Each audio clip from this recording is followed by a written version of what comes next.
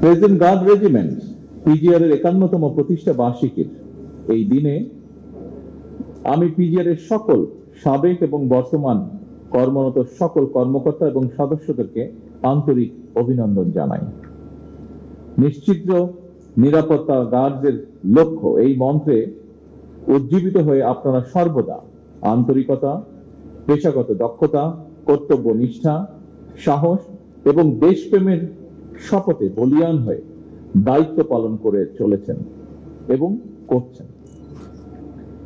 PGR এর প্রতিষ্ঠা বার্ষিকীর এই দিনে আমার জীবনের সবচেয়ে শোকাবহ এবং হৃদয় বিতরক ঘটনা আমার পিতা বাংলাদেশের স্বাধীনতার ঘোষক প্রেসিডেন্ট জিয়া রহমানের শাহাদাতের কথা মনে পড়ছে। 1981 সালের 30শে মে চট্টগ্রাম সার্কিট হাউসে প্রেসিডেন্ট জিয়া রহমানের শাহাদাত বরণের সময় কর্তব্য পালনরত পিজিআর এর কয়েকজন সদস্য শহীদ হয়েছিলেন। আজকের এই দিনে আমি পিজিআর এর সেই সকল শহীদদের গভীর শ্রদ্ধার সঙ্গে স্মরণ করছি। আল্লাহর দরবারে তাদের মাগফিরাত কামনা করছি।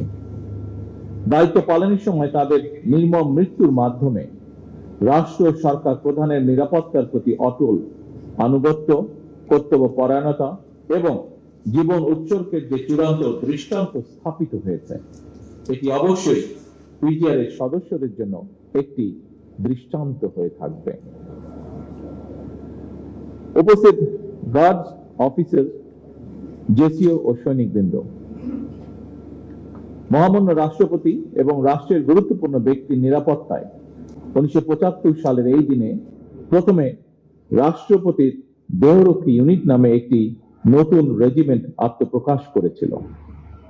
পরবর্তীতে তৎকালীন সেনাবাহিনী প্রধান মেজর জেনারেল জিয়াউর রহমান 1975 সালের 19 সেপ্টেম্বর রাষ্ট্রপতির দেহরক্ষী ইউনিটকে প্রেসিডেন্ট গার্ড রেজিমেন্ট হিসেবে অবহিত করেন।